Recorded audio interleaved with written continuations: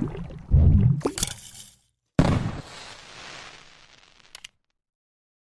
suis sur le stand avec Sébastien qui va nous expliquer Olivier Tom. Je ne savais même pas que ça sortait.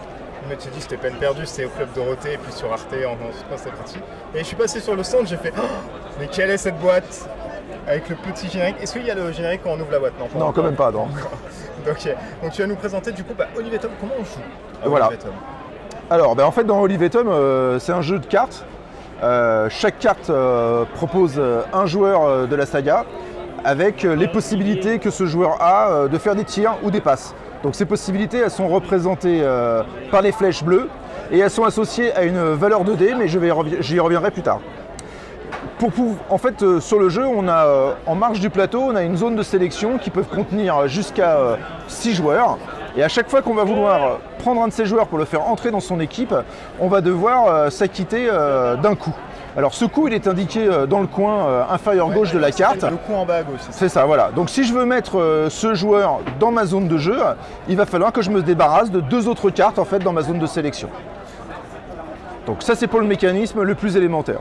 Donc à mon tour de jeu en fait, j'ai 2 actions que je peux réaliser. La première action que je peux faire c'est acheter un des joueurs comme je viens de le dire. Donc si je veux acheter ce joueur là, il faudra que je me débarrasse de 3 cartes disponibles. Parce qu'à son tour de jeu on a 6 joueurs on a 6 joueurs effectivement à disposition. L'autre chose que je peux faire c'est piocher une carte pour ajouter des joueurs dans la sélection potentielle. À la fin d'une phase de sélection, je dois toujours avoir au plus 6 cartes de disponibles. L'autre action que je peux faire, c'est évidemment acheter des cartes à la zone de sélection adverse. La différence avec un achat fait dans ma propre zone de sélection, c'est qu'une fois l'achat fait, comme j'ai pris un joueur à l'adversaire, je dois lui donner un des miens. Ah oui, c'est la compensation. C'est la compensation. Est-ce que tu peux brièvement faire peut-être un... Alors, je te montre une zone de sélection. Voilà, donc, au début d'une partie, en fait, on met en place 6 cartes pour chaque joueur. Donc, la situation initiale du jeu, c'est celle-ci. Et donc, comme je viens de te l'expliquer, l'action que je peux faire, c'est acheter un joueur en sacrifiant 3 autres cartes pour celui-là. Et si je t'achetais un de tes joueurs, celui-là me demanderait de sacrifier une carte. Et en plus, je devrais te donner un de mes joueurs en échange. D'accord. L'autre action que je peux faire, donc, c'est piocher une carte pour l'ajouter à ma zone de sélection, mais je ne peux pas avoir plus de 6 cartes dans ma zone de sélection. Donc tu peux toujours piocher et défausser quelqu'un et remettre le Tout à fait, voilà. D'accord. Est-ce que tu peux nous montrer typiquement ce que ça peut donner une fois que tout le monde a fait sa combo? Bien sûr. Alors, une chose que je t'ai pas dit, c'est qu'une fois qu'on a installé ça au départ, la carte match, je la glisse au milieu du paquet, et lorsqu'elle va sortir, c'est là qu'il y aura un match. D'accord, donc on fait sa pré-compo avec sa team, etc. C'est exactement. Et dès qu'il y a le match, hop, on dégaine. Bah écoute, ce que je te propose, c'est on fait un bond dans le temps et on arrive au moment où la carte match est piochée. Là, tu sais qu'on maîtrise l'espace-temps voilà. sur cette chaîne. Voilà, ok. Donc bah, imaginons, on est arrivé à une situation où toi, tu as composé cette équipe. Donc tu es au début, tu n'as pu jouer que 3 cartes. Moi de mon côté, j'ai fait de même, j'ai peut-être que 2 cartes. Et on est une situation où pour mettre ces joueurs en jeu, il y a eu un certain nombre de défausses jusqu'au moment où la carte match a été piochée. Ok, donc on revient là, je te propose comme ça on voit ça. Tac. Ok, donc on est là. Donc là, fin des phases de sélection, un match commence. Donc au début d'un match, on est libre de réagencer ses joueurs comme on le souhaite, sachant qu'il n'y a que 3 positions qui permettent de marquer. D'accord. Admettons qu'on est satisfait, les joueurs vont chacun jeter 5 dés en simultané. D'accord. Si jamais ils obtiennent des doubles qui sont indiqués sur ces cartes-là, eh bien, il y a un effet qui est résolu. Donc là, on voit que le joueur rouge a jeté ces dés-là. Il a obtenu un double 4.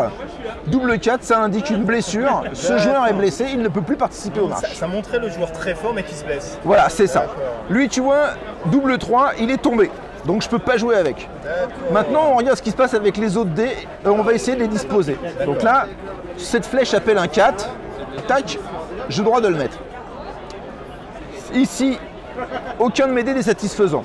Toi, tu es en capacité de marquer. Moi, je ne suis pas en capacité de marquer. C'est toi qui marques un point. D'accord, oh, c'est simple. C'est très simple. Imaginons qu'on n'ait pas eu ces résultats, qu'on n'ait pas eu ce double fatidique, mais un 6, mais un 3, mais un 2, et que moi, de mon côté, j'ai pu jouer un 6. Là, c'est le schéma absolu. Voilà. Et un 4. Tu as fait 1, 2, 3 passes jusqu'au tir. Moi, j'ai fait 1, 2 jusqu'au tir. C'est toi qui as fait la plus longue passe jusqu'au but, donc c'est toi qui as marqué. Ah, c'est formidable. Voilà. Donc Ah, c'est formidable. un match amical se joue en 3 jets de dés. Avant chaque jet de dés, je peux réorganiser mes cartes. Ok. Un joueur blessé, il est retourné pour tous les jets de dés, mais un joueur qui est tombé, lui en fait, je le retourne au début de chaque jet de dés. C'est la Tu petite vois, il y a une caractéristique. petite nuance. Quand on va avoir fait 3 jets de dés, il va y avoir un premier score qui va apparaître. Ce premier score, sa conséquence a que le gagnant ajoute 3 cartes dans sa zone de sélection. À ce moment-là, il a le droit d'avoir plus de 6 cartes. D'accord, c'est la seule condition qui lui C'est ça. permet de... Ok. Une fois que ça c'est fait, je reprends les défausses, je les remets dans le paquet, Et tu mélanges assez j'en bien, mélange sans à la nouveau, voir. j'en remets une carte match au milieu Ouais. et je repars pour un deuxième tour de sélection D'accord. et un deuxième match amical. D'accord. Ok.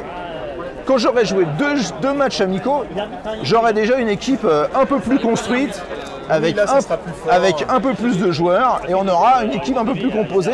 Les joueurs les plus habiles peuvent avoir jusqu'à 9 cartes. Ouais. Là, il va y avoir un troisième match. Pour ce match, on ne va pas se jouer en 3 jets de dés, mais en 5, et c'est ce match qui est déterminant, qu'il faut gagner pour être déclaré vainqueur de la partie. D'accord. Petite spécificité à ce moment-là du jeu, c'est que pendant le Classico, je vais avoir le droit d'utiliser ces cartouches qui sont en fait des pouvoirs spéciaux. Les fameux effets qui ont chose que rendu tu ne peux voilà, pas faire, que tu peux pas faire les matchs d'accord. amicaux. Pourquoi? Parce qu'en fait, dans l'histoire de l'Olivetum, pendant les premiers matchs, les joueurs étaient très très jeunes, C'est vrai. ils tâtonnaient, ils cherchaient leur technique, C'est vrai. et c'est seulement en fin de championnat en fait qu'ils avaient réussi à mettre au point des techniques vrai. complètes de part et d'autre. Donc c'est pour ça que c'est seulement à l'occasion du Classico, ce match en 5 jets de dés, que tu auras le droit d'utiliser les pouvoirs spéciaux. Mais pour utiliser ces pouvoirs spéciaux, il faudra que tu aies toujours des cartes en réserve dans ta zone de sélection, parce que l'activation de chaque pouvoir spécial demande le sacrifice d'une carte. Ah oui, donc d'accord. Ah oui, c'est très stratégique après. Alors, Tu peux utiliser 3 power ou 4, mais il faut C'est avoir ça, 3 voilà. ou 4 cartes ici. donc après, sur chacune des cartes, tu as des petits symboles qui créent des exceptions que je t'ai pas présenté parce que je voulais me concentrer Oui, bien sur les sûr, oui. mécanismes de jeu. Donc si tu marques un but en passant par une flèche qui a un Bien +1, sûr. et ben, tu pioches une carte supplémentaire. D'accord. Tu as des effets de jeu où tu as un petit chronomètre qui te permet d'avoir un jet de dés supplémentaire sur une D'accord, partie. ok. Tu vois, on le voit ici. D'accord. Euh, Il y a voilà. plusieurs effets. Il y a plusieurs effets, et donc après c'est un jeu de combinaison tactique. L'idée c'est d'avoir une sélection en fait de suffisamment de diversité d'orientation des flèches, de diversité des valeurs pour arriver à contrer l'aléa du jet de dés en fait. Ok. Voilà. Et bien super, on rappelle, c'est Olivetum, Captain Tsubasa Classico. Ça sort quand? Alors c'est sorti à l'occasion de Paris et Ludique, Ouais. c'est disponible chez Castelmore qui est le label jeunesse du groupe Brajlon qui publie aussi des romans de fantasy. Ok, et bon, on rappelle, c'est de 2 à 4 joueurs pour une seule boîte, et ça c'est vachement cool. Ça vaut à peu près quoi? 20 € à peu près? 19,90. Et ben voilà, Voilà. 19,90. Et ben si vous aimez l'univers Captain Tsubasa et les personnes aux lunettes noires et le football, et bien du coup, je pense que vous allez adorer ce jeu. En tout cas, il est vachement sympa. Et ben on se dit à bientôt peut-être pour une autre vidéo. Bah oui, voilà. Et ben À à bientôt. bientôt.